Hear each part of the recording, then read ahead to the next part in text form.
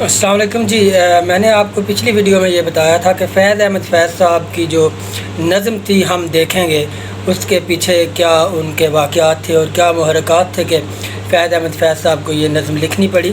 اسی طرح آج ایک اور میں آپ کو نظم بتاؤں گا، لیکن وہ نظم بتانے سے پہلے آپ کو ایک واقعہ بتاؤں گا جو امریکہ میں ہوا۔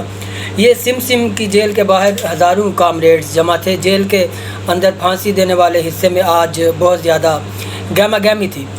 شاید کسی بھٹو کو برقی کرسی پر بٹھایا جانا ہوگا۔ جج نے دونوں کو سزائے موت کی سزا سنائی تھی۔ امریکہ کی تاریخ میں یہ پہلی بار ہو رہا تھا کہ کسی کو جاسوسی کے شعبے میں پھانسی دی جا رہی تھی۔ آئنسٹائن سمیت ویٹیکن پوپ تک نے بھی معافی کی درخواست کی، مگر لگتا یہی تھا کہ امریکی کسی کی سننے کے موڈ میں نہیں ہیں۔ دوسری جنگ عظیم کے بعد امریکہ میں میکارتھیزم اس شدت سے پھیلا کہ آج پاکستان میں اتنا شدت پسند نہیں ہوگا جتنا اس وقت امریکہ ہوگا۔ میکارتھی ایک سینٹر تھا، پورا نام جوزف میکارتھی تھا، انڈیا کے جٹھانی اور مودی، جبکہ پاکستان کے مولوی خادم اور عمران میکارتھی ان کو کہا جا سکتا ہے۔ میکارتھی نے فوج اور CIA کی مدد سے نیشنلزم کی آڑ میں کمیونزم کے خلاف وہ پراپاگنڈا کیا کہ امریکی کمیونسٹوں کے نام سننا بھی جو ہے وہ گوارا نہیں کرتے تھے۔ وہ جو کمیونزم سے اتنے زیادہ خوف زدہ بھی تھے، یہاں میکارتھیزم نے انہیں خوف میں مبتلا کر دیا تھا۔ ویسے بھی روس اور امریکہ کے درمیان اس وقت سرد جنگ چل رہی تھی جو کسی خوفناک عصیب سے کم نہ تھی۔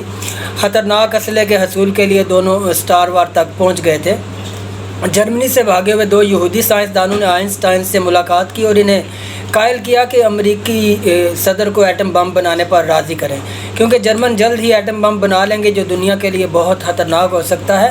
امریکہ کو اس زمن میں پہل کرنی چاہیے۔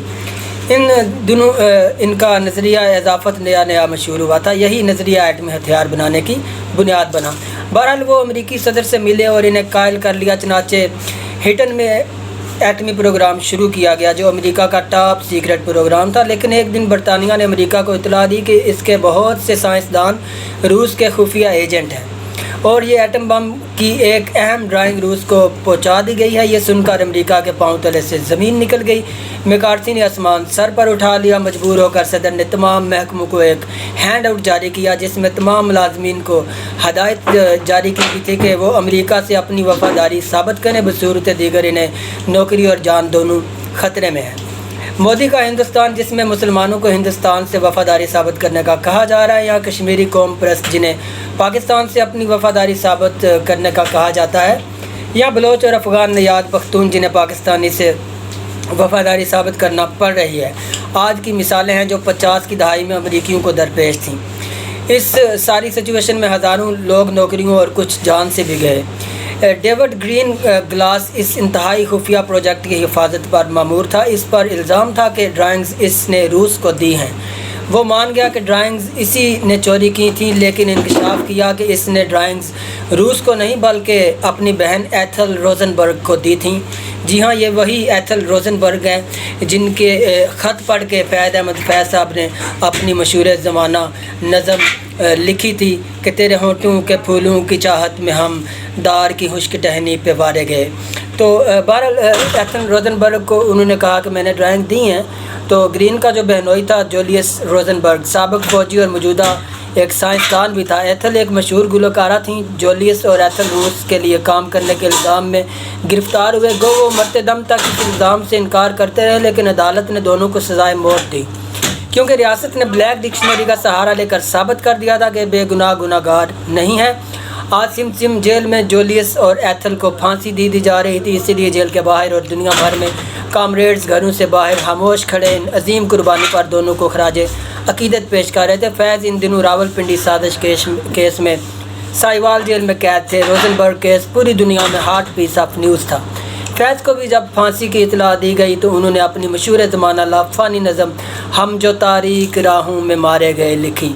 دراصل یہ نظم ایتھل اور جولیس کے خطوط سے متاثر ہو کر لکھی گئی تھی اور ان کے خطوط نہایت درد بھرے ہوتے تھے۔ مثلاً آج کا آخری خط جو انہوں نے اپنے لیے لکھا दरअसल ये नज़म ईथल और जूलियस के खतूत से मुतासर होकर लिखी गई थी।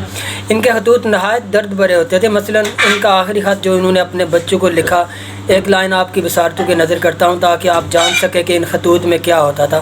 फैज़ साहब तड़प उठे और उन्होंने लिखा, ये ठीक है कि दुनिया में अदल व इंसाफ की बहुत कमी है, लेकिन इसके बावजूद ज़िंदगी जिए जाने के काबिल चीज़ है। गौर करें इस जुमले में क्या कुछ नहीं। यही वजह है कि फैज़ इनके खतूत पढ़कर उदास हुए और हुर्रियत फ़िक्र का एक लाफानी गीत लिख डाला। कत्लगाहों से चुनकर हमारे अलम और निकलेंगे उस शाख के काफ़िले, हम जो तारीक राहों में मारे गए, हम जो तारीक राहों में मारे गए।